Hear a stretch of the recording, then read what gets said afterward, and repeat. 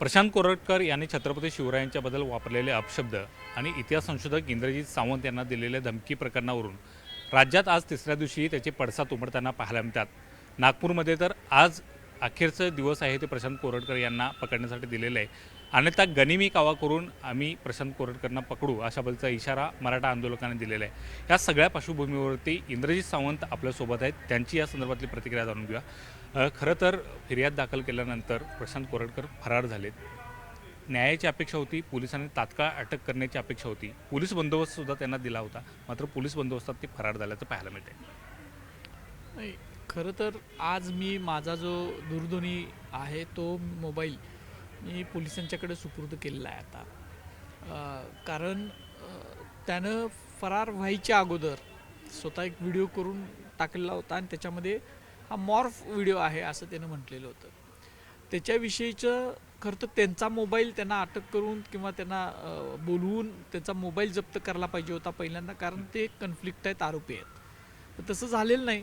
मग मीच हा तपास पुढे जावा, कारण हा महाराष्ट्राच्या अस्मितेच्या संदर्भातला विषय आहे आणि तो महाराष्ट्रामधनं मला जे आता संपर्क होत आहेत त्याच्यातून असं लक्षात येतं आहे की खूप मोठा एक असंतोष सगळ्या शिवप्रेमी संभाजी महाराजांच्या प्रेमींच्या मनात आहे आणि त्यामुळं तातडीने ह्याच्यावर कारवाई होणं हे अपेक्षित होतं।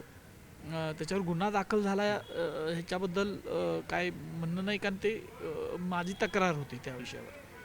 पण एक महाराष्ट्राचा अपमान करणारा, छत्रपती शिवाजी महाराजांचा अपमान करणारा, शिवाजी महाराजांच्याबद्दल घाणेरडे विचार मनात असणारा एक व्यक्ती हा खुलेआमपणे ही सगळी घटना घडल्यानंतर दोन दिवस झाले हा फिरतोय। याच्याबद्दल खरं तर सगळ्या प्रशासनातील, पोलीस दलातील, महाराष्ट्राच्या मातीतलीच ही सगळी माणसं आहेत, यांनासुद्धा त्याच्या शिवाजी महाराजांच्याबद्दल प्रेम आहे। माझ्याबद्दलचा विषयच नाही, कारण मी तक्रारसुद्धा माझ्या धमकीबद्दल केलेली नाही आहे, तर मी जे शिवाजी महाराजांचा अपमान केला त्याच्याबद्दल। त्यामुळे यावर लोकांनी स्वतः सुमोटो पुढं आलं पाहिजे आणि हा जो काय एक पळा लागलेला गुन्हेगार आहे की अपराधी आहे थोडक्यात, ते त्याला पकडलं पाहिजे आणि तातडीने त्याच्यावर कारवाई केली पाहिजे। खरं तर तुम्हाला धमकी दिल्यानंतर रोष निर्माण झाला होता, त्यामुळे कोरटकरांना पोलीस बंदोबस्त दिला होता। मग पोलीस बंदोबस्तात व्यक्ती त्या शहराच्या बाहेर जातो, हे कुठंतरी वेगळं तुम्हाला वाटत नाही का? ते काम होतं त्यांचं, त्यांनी थांबवणं, कारण हे महाराष्ट्र पोलीस दल हे खूप भारतात, जगभरात नावाजलेलं दल आहे आणि त्यांनी थांबवायला पाहिजे होतं किंवा त्यांनी त्याच्यावर लक्ष ठेवलं पाहिजे होतं।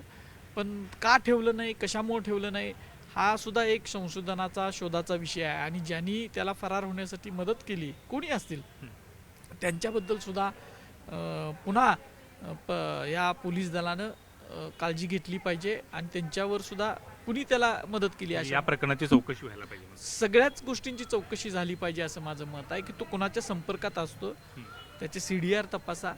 तो गेले अनेक दिवस, एक वर्ष, 2 वर्ष, 4 वर्ष किंवा जेवढे CDR मिळतात, तो कुणाबरोबर राहिलेला आहे, तो कुणाशी बोलतो, तो कुणाशी उठ बस करतो आणि त्याच्यातून त्याच्या काय भावना, या अशा भावना त्याच्यातून निर्माण झाल्यात का, या सगळ्या गोष्टीचा तपास झाला पाहिजे। त्यांच्या प्रोफाईलवर ज्या मोठ्या मोठ्या गाड्या दिसलेल्या आहेत, एकदम ज्या आपण कल्पना करू शकत नाही, ते सगळं कुठनं आलं, ह्या सगळ्या गोष्टींची सखोल चौकशी या माध्यमातून झाली पाहिजे। खरं तर तुम्हाला धमकी दिली, शिवाजी महाराजांच्याबद्दल, संभाजी महाराजांच्याबद्दल अपशब्द वापरले, त्यानंतर जो रोष पाहायला मिळाला, त्यानंतर मुख्यमंत्र्यांनी तातडीनं या संदर्भातली दखल घेतली होती, मात्र आरोपी पकडण्यामध्ये ही कुठंतरी दखल घेतली जात नाही वाटते का?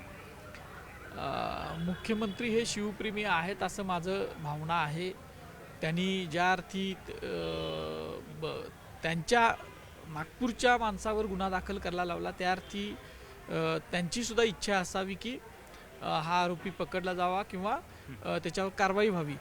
पण याच्यामध्ये झारीतले शुक्राचार्य कोण बसलेत का, की त्याला वाचवायचा एक कोण यंत्रणा आहे का, याची सुद्धा तपास आता मुख्यमंत्री महोदयांनीच पुढे येऊन केला पाहिजे आणि तसे आदेश दिले पाहिजे। खरं तर या सगळ्या प्रकरणानंतर विशेषतः रोष आहे तो शिवप्रेमींच्यामध्ये पाहायला मिळते। मराठा समाजानं तर आम्ही गनिमी काव्यानं त्याला पकडू अल्टिमेटम दिलेला आहे, तुम्ही या सगळ्या लोकांना काय सांगाल, कारण प्रचंड रोष आहे तो निर्माण झाल्याचा दिसून येतो.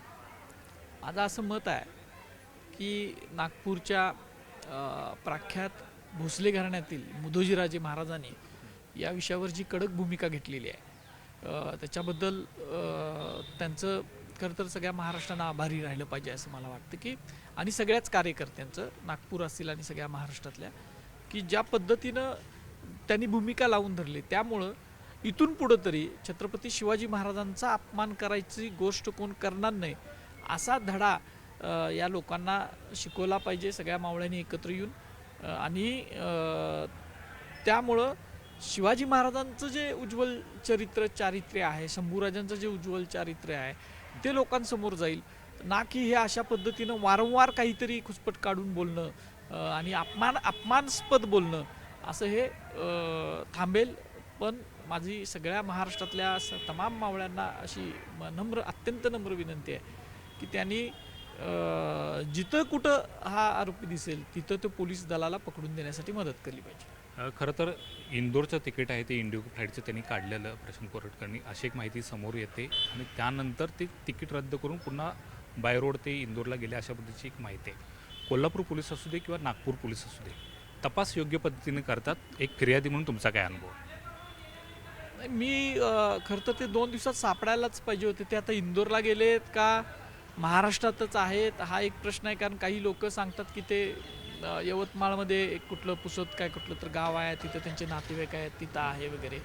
हा तपास पोलीस दलानं, सक्षम पोलीस दल आहे त्यानं लवकरात लवकर केला पाहिजे आणि लोकांच्या संयमाचा एक परीक्षा जी आत्ता घ्यायची चालली आहे ती घेऊ नये.